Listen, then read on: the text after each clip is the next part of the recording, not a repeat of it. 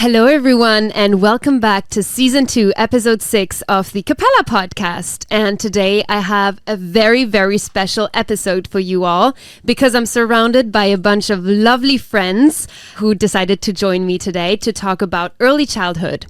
They are all early childhood innovators, meaning they have companies in the space, and these companies are meant to help, empower, and just support all new parents around the globe. So, as a quick way of introduction, I'll start here.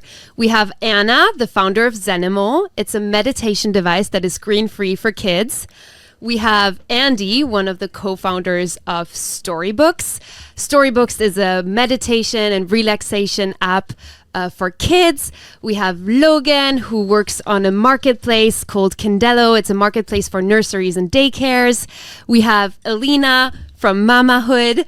She is trying to connect caregivers and new mothers with professionals in the healthcare space and also create communities for new parents. Finally, we have the king of children podcasting himself, the myth, the man, the legend, Jim from Storybutton, please don't do that. who has the world's biggest children podcast and has a lot of stories for kids. So thank you all so much for joining me today on the Capella Podcast. I'm so glad to have you. And let's get started. So my first question to all of you guys is, obviously we're talking about parenting on this show, and you all have solutions that tailor to new parents and that are for new parents and also less new parents, but parents in general. Can you please let us know why you really wanted to start a company or, a service in this particular industry that is parenting? And let's start with you, Logan, because you're looking at me.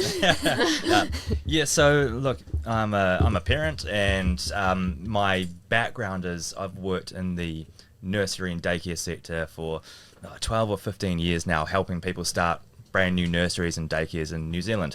And I thought I knew everything about the sector and about how it works. And then I went and had a child myself. And I was really shocked when it came to finding a nursery for my boy. It was an experience that left us really stressed out. I didn't know what the best options were. I was really worried about someone else looking after him for the first time. And I thought, hey, if I'm feeling that pain and that concern, what's it like for someone who doesn't know this sector? And it turns out that, it's a real challenge for everyone. So look, I'm passionate about the early childhood sector, but now I'm really passionate about, trying to help parents feel empowered about choosing the right nursery for them. So What about you, Andy? So for me, it's when I was part of the Endeavor mentor network. So I got to meet my co-founder there, Francisco, and when he was pitching it was still an idea. I was surprised with one stat, is that the self-esteem of children as adults is already formed by the age of 5. So everything that happens between the ages of 0 and 5 will in most ways determines how you your self-esteem, your self-confidence works out throughout the future. Also, another thing that's where we are focusing a lot of our efforts is the first true relationship that we have is with our caregivers, which are most of the time our parents. So being able to be in that space and raising a better world through raising healthier children, that's what moves me to be in this space. Alina from Mamahood here. Well, I think just like for most of the startups, in our case, in my case, it's the personal journey. Really, when I got pregnant with my first son and kind of navigated a completely new landscape in my life, was totally ignorant in the topic of women's health, not something that people expect, especially here in the Middle East. As a woman, you're kind of expected to know what motherhood entails, and unfortunately, it's not the case. So, as one anxious mom to be, I was using Mr. Google and all sources of information available on the internet, and obviously ended up being even more anxious and worried. And that's when I kind of thought that why there is no relevant, credible source for women to get that instant advice and reassurance, because for new moms, most of the times, it's actually the reassurance that there is no need for a medical or physical assessment in majority of cases, but knowing that you're fine, and if you're not fine, to act on time and getting that credible advice and not conflicting and outdated. And most of the times, what Google tells you have cancer or your baby is not well or God knows what. So that's kind of was the main driver behind starting Mamahood. Yeah, I'm Anna from Zenimal, and my journey really into this space started when I was about 4 years old, and I started suffering from panic attacks and night terrors at night. And thankfully, I had unbelievable parents, and they took me to a clinical psychologist, and she, over the course of several months, going weekly, sometimes twice a week, she would teach me how to get control of my breath, relax my body, and then I would visualize my safe space. And it changed my life, and it made life doable for me. There was moments really on in life that I felt, that I didn't belong in the world, and it was too hard and too painful. And so that was a pivotal moment in my life, and I think it changed the trajectory for me. So when I had my daughter in 2015, you worry about, see, I had anxieties being a new mom, and I worried what I had passed on potentially. And, so I started doing research on what solutions I might have at my disposal for her, and everything that I was finding required some sort of phone or screen device to hand her, and I just personally know that they don't make me feel calm when I pick them up. And so I really wanted to give her autonomy, over her own wellness as she grew older. And so I thought, selfishly, I just sort of made a product that I wanted to give my own children, and so it's very, very simple. It's got 9 guided meditations, and it's something that they can have in their control at all times. That's such a cool and inspiring story. What about you, Jim? Yeah, my wife made me do this. So this was something that I didn't know that I had a skill of telling stories that kids would really enjoy. I'm a dad of 3 boys, and so it was just something that we were doing at home, and it's somehow just organically turned into something a little bit bigger than the stories that I was telling to them in their bedrooms, and now kids all over the world love listening to our stories. Mm-hmm. Well, thank you everyone for sharing. This is obviously so inspiring to me, and I love talking to people that are so committed in to making a change in the parenting industry. I love to talk about early childhood, and just like rapid fire Q&A, whoever wants to answer, what do you guys think are the biggest misconceptions about early childhood per se, and how people kind of view this time in their children's lives, and how they, the tools they use to support their children in early childhood? Are there any things that are commonly thought that you see and that you would like to see change in the future? I think for me personally, I look back because I'm in this phase now. My kids, this is Anna, by the way. There's so many of us. No, I look back and my kids are 7 and 8 years old now, and I think about when they were babies, and I, thankfully had a little bit of my wits about me, and I had, had continued my meditation practice. So I was able to be present, but I really wish I had been easier on myself, and I wish I could have really settled back and just enjoyed, the small moments of just watching them be in the world and watching them explore, versus putting the pressure on me to curate certain experiences for them and take away, any ounce of suffering or what have you, and just living with them more in the space that I was in. So I think I wish I'd given myself more grace, and I wish I had been given more permission by society to just let it be what it is, and you just love them. And I think that's versus, you need to get them in every music class and they need to be speaking Mandarin by the time they're, 9 months old. It just like, I really did put that kind of pressure on myself, and I really wish that I had a little bit more permission to not do that. Andy from Storybook. So for me, something common that I see is definitely the use of technology, either for good or for bad, from a parenting perspective. So this goes way beyond screen time. I think most parents are already aware of this big problematic. I think it's something that's happening all over the world. So it will be very, very interesting and scary at the same time to see how this new generation of children is what are the long-term effects of growing with all this surrounding technology. We already had the Apple Vision Pro that already puts us in a different world.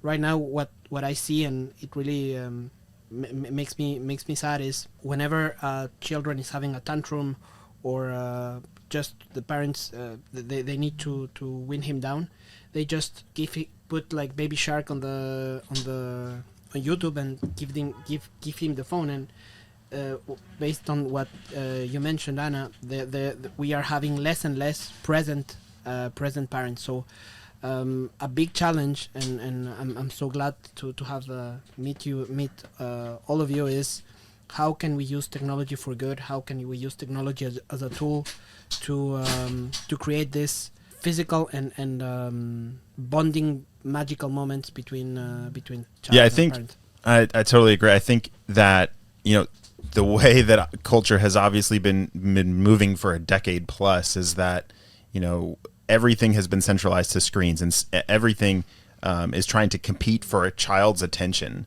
The games that are being built, the apps that are being designed, it is, their attention spans are being trimmed down, raised to razor thin.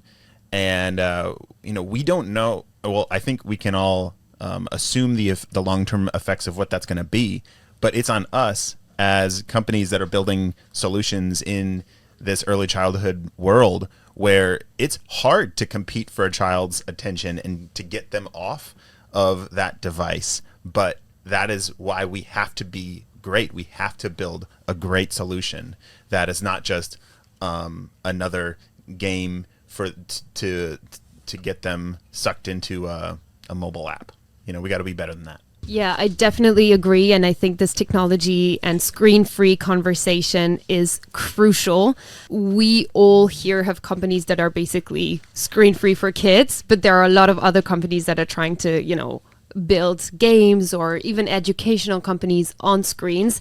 And that's definitely an interesting conversation to have, because while they can be learning something on a screen, we know that screen time is also so detrimental. So thank you for bringing that up. Anna, you mentioned, pressure and putting a lot of pressure on yourself as a new parent. And maybe, Alina, I would love to get your opinion on what Anna said, because you told me, I think, off camera, that there's a lot of questions that new moms ask themselves and they want to consult a doctor, and also part of your story and how you started your company with now over, I think, 80 doctors that are available 24/7.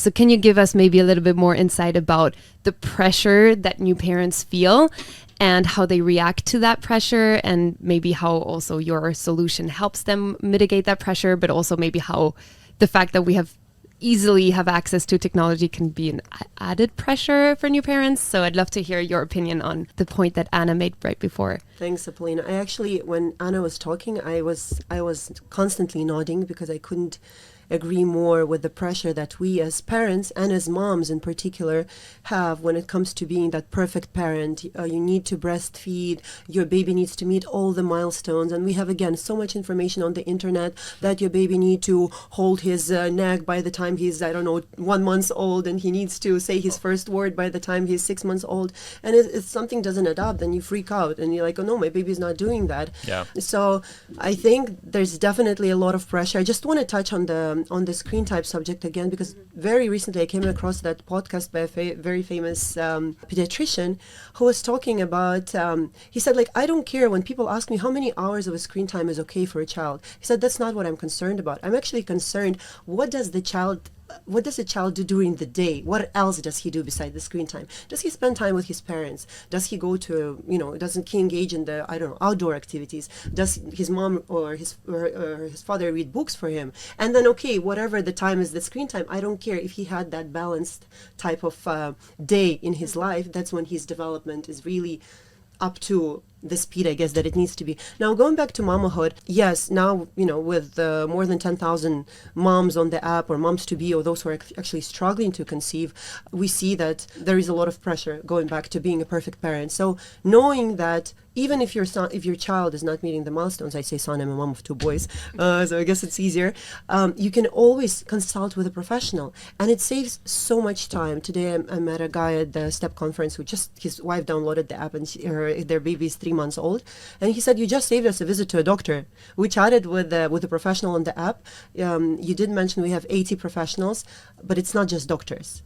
Another discussion, how commercially driven the healthcare industry is. So we wanted to ensure that women also have access to alternative medicine professionals, whether it's mental health support, up to 40% of women in the region struggle from postnatal depression. So it's not a joke. More than 50% of women don't come back to work after maternity leave because of mom's guilt, and they don't know how to deal with it.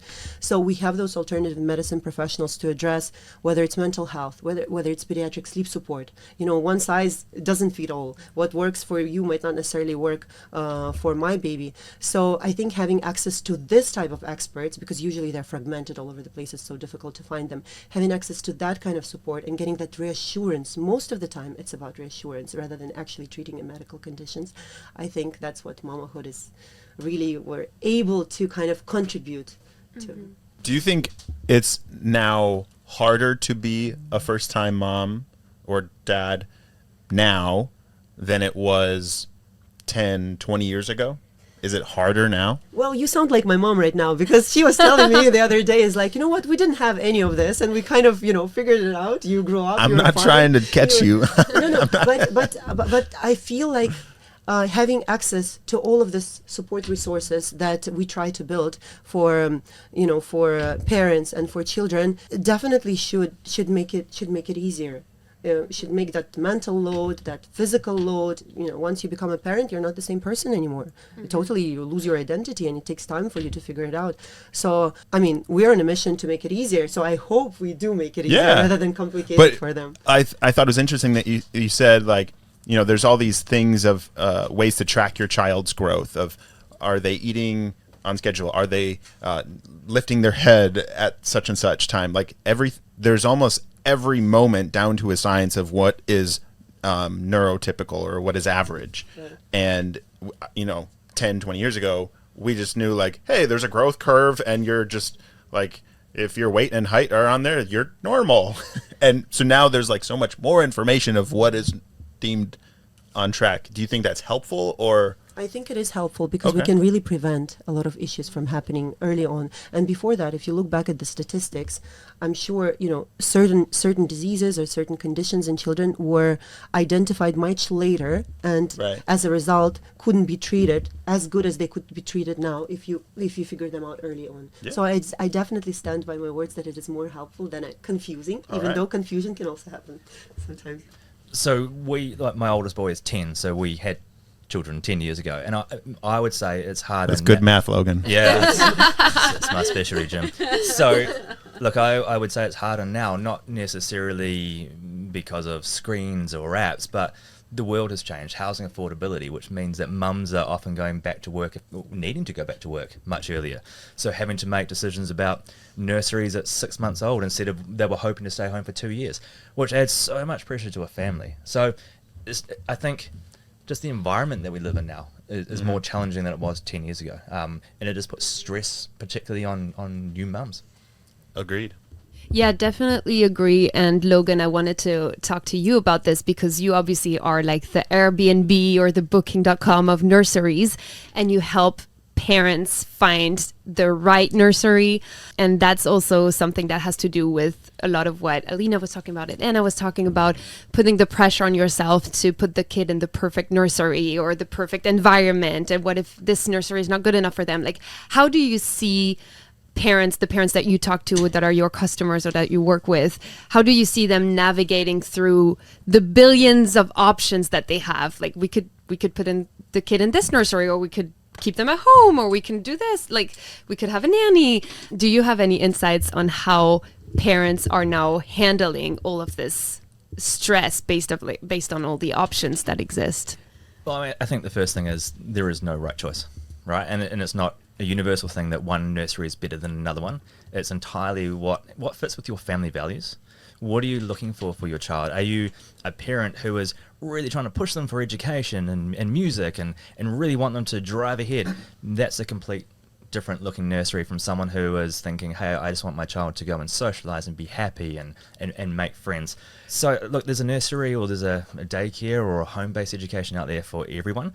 What we're trying to do, and I think it's the most important, is make parents not feel overwhelmed about it. And I think the best way we can do that is showing them what other parents have felt about that nursery, right? Because you trust another parent because they've been through the same thing as you. So one of the big things that we do is the parent reviews. And that's been really helpful from a parent point of view. I think the hardest thing about choosing a nursery is this guilt that you have. like you feel like you should be at home with your child, and you feel bad about it. So you want to make sure that you're doing the best. And like you say, it's confusing. We're doing a little bit to try and change it. We're trying to show all the options and build that trust. But using our product doesn't mean it's still not a difficult decision. I think something's really interesting. Actually, just sparked the interest in that, and I think because I started my company when my kids were babies, and I put immense pressure on myself getting up at 4:30 in the morning and trying to get it done before they'd wake up so I could be 100% for them, and it was exhausting and it was hard. And had I really thought hard about really what daycare is and finding and being able to find a really good daycare was really tough for me, because I didn't have a Kindello. Thanks a lot for being so late to the game. I could have used you 8 years ago, but that's fine. No, kidding. No, I think what's kind of interesting is looking at how we were really wired to raise children was not for them to be isolated with one mother and maybe a sibling or maybe their only children. It's not at all. That's not the best development actually for a child. We're wired to be raised in a village with multiple, with generations of children and cousins and neighbors and things like that. And I think, it's also why I think marriages really struggle, especially after you have children. We're not designed to be locked behind these walls and isolating ourselves from the community and from family. And so I think it's very, very difficult, and I don't know that it's best for a child's development to be with a stay-at-home mom. And so I think, which is like such a huge opportunity for a daycare to provide that kind of thing, where my favorite daycares are where there's mixed ages of children, and they can all kind of roam free, which is ultimately how we're wired. I mean, I think we all think we've advanced beyond living in a cave, but I would venture to say that is not a fact. And I think that's why we're all really struggling with mental health and why it's just not quite fitting, with the way we're working. So I'm excited about the daycare thing and it becoming more normalized and less shame around it. Look, I think one of the trends that we're seeing worldwide with daycares and nurseries or childcare is the perception changing from it just being somewhere that children are dropped off and left, and it's just a place you keep children because you have to work. Now people are understanding the importance of early childhood education, preparing for school, the first 1,000 days, forming those crucial connections, the physical, the motor skills, the social skills. So I'm really excited that, regions are now understanding that. Governments are actively encouraging it. Like Abu Dhabi is a fantastic example where the Early Childhood Authority is launching 4,000 new public nursery seats. Yeah, so I think we're going the right way in terms of early childhood education. Yeah, I love what everyone was just saying, and especially guilt is something, the mom guilt, the new parent guilt is something we talk a lot about on the show, and that all of you are trying to relieve a little bit with all of your companies. And so that makes me very hopeful for the future to see that there are so many innovators. And this is really the theme of today's episode, is innovators in the space of early childhood.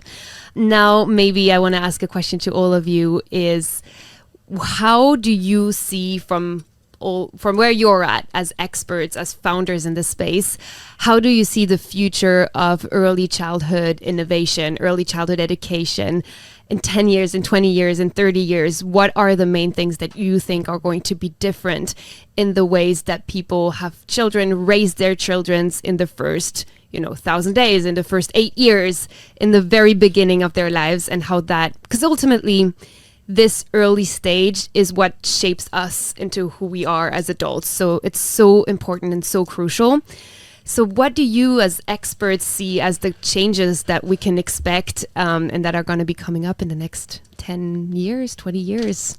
I mean, I think, this is Anna, I think until really actually coming here, I don't know that I was terribly hopeful about where, child rearing was going and early childhood development, and then coming here and seeing what the government here is doing and the systems they're putting into place and the experts they have given resources to and funding to, and truly really thinking way ahead in the future of really the ramifications of what is in place right now, and having a government step in like that, and not even in the private sector, I think is really encouraging, and something I think we're a little far behind in the United States, and I'm sad to say that, but seeing that it is possible and being here and seeing all these companies sitting here with these people here, it's like, oh gosh, we are headed in an okay direction, and I'm very, very hopeful. Yeah, I'm super hopeful. I think there's just such a boom in the options of education and options for learning for every child's needs. Like there's so many different needs that a child has. And I think there's such a boom of innovation for meeting all of those different needs. And then it becomes kind of like choosing your selection of like, what is best for my child? What is best for our family? And so I think the connectivity that's right now of, I'm way over here on the other side from my family, but I'm still able to FaceTime them. And like as a kid, like when my dad went on a work trip for a couple months, like that was so disconnecting. But anyway, I'm hopeful for the future because one, options are immense and it's kind of overwhelming, but there's an option for meeting every kid's need almost, and I think we're gonna get there. Yeah, no.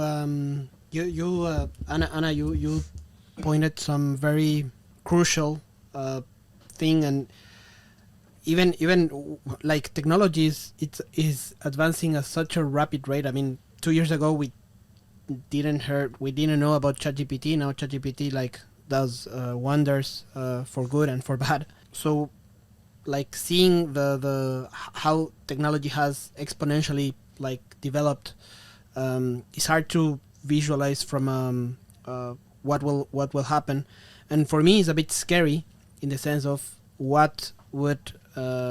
would our kids grow. Like I'm scared that in 10 years it will be normal to buy like the new Apple Vision Pro for kids and just leave them there and basically becoming like WALL-E movie or DALL-E. I don't remember the name of the movie. WALL-E, yes.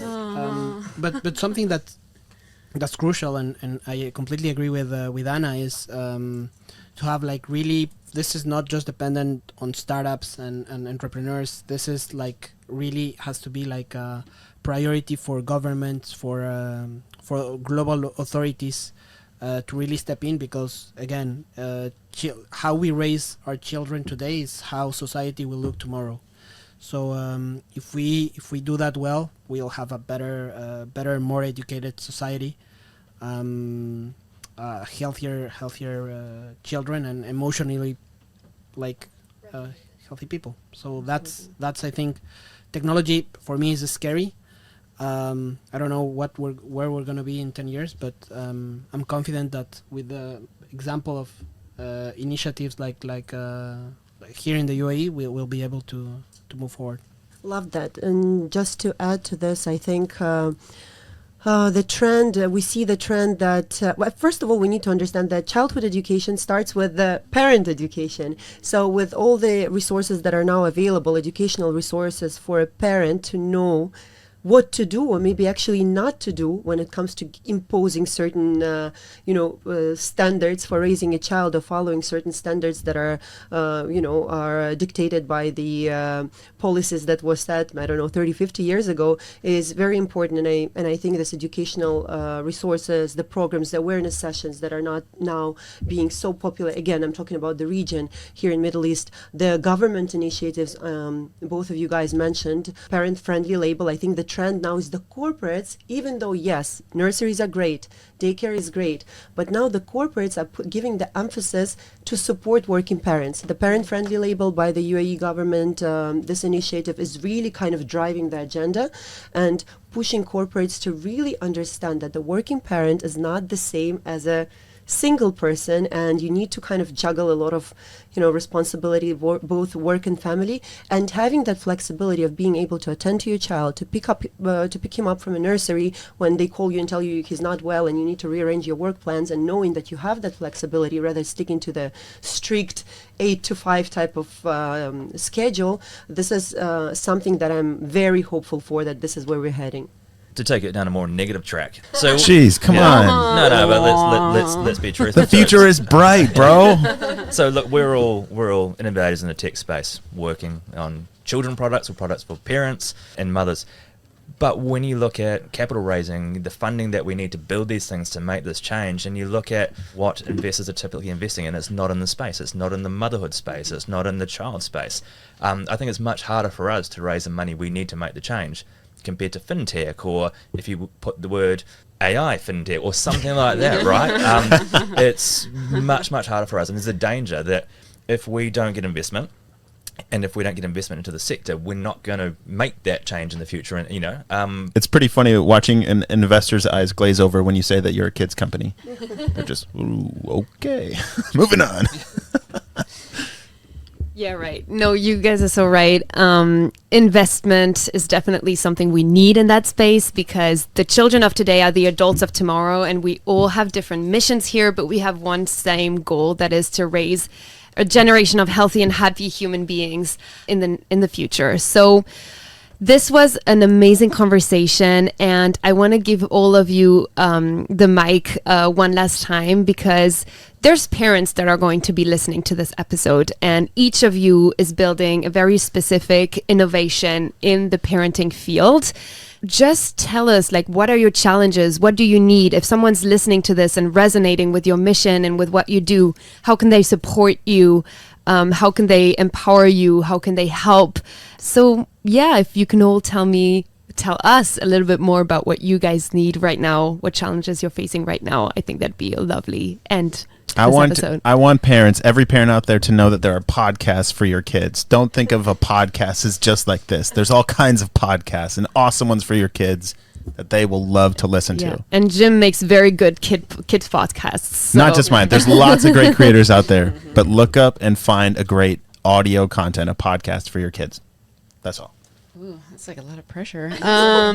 Yeah, I mean, I think, awareness is such a huge thing. I think, mental health and things like that. I hope that people continue to be accepting of mental health as much as physical health. And I think we're on our way. I think, if anything good came from the pandemic, I think that is one of the things. And I think, just spreading the word that there are solutions out there that don't require a phone, or and just honestly, like, I would even just encourage, whether or not you buy my product or not, take a walk with your family in the outdoors, get outside. I really think people underestimate the power of that, and please leave your phones at home. I would say, like, the only ask is think about how you can become a more present parent, and it aligns a lot with what we were talking, what you just said. That's good. Anna. Be just a more present parent. What we do through our app is something quite unique, in the sense that we try to help them with a tool that incentivize physical contact with through massage techniques. So you can do that. You can take a walk. You can play with your kid, but just be a more present mom or dad. So, no ask from me. Maybe one. Support your friendly local startup founder. Use their product. Test things out. Like, we're all trying to work really hard, bring solutions into the world, and all we want is people to give us feedback and talk to us about it. Exactly. And apart from that, just go easy on yourself as a parent. It's a hard job, right? But, we all got raised and we all turned out semi-normal. So just don't be too hard on yourself.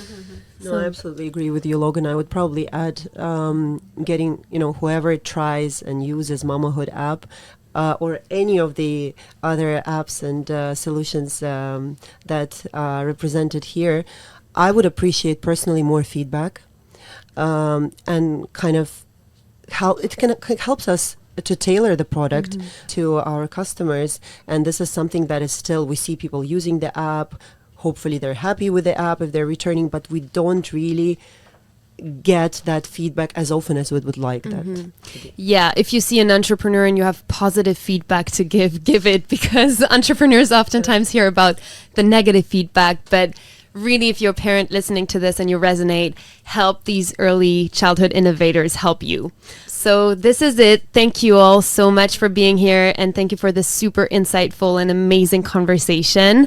I hope you all have a great rest of your day, and I will link all of their informations below in the description, so you can find every one of those lovely startups we talked to today. And I hope you all have a great day. Thank you, Apolline. Thank you. Thank you, Apple.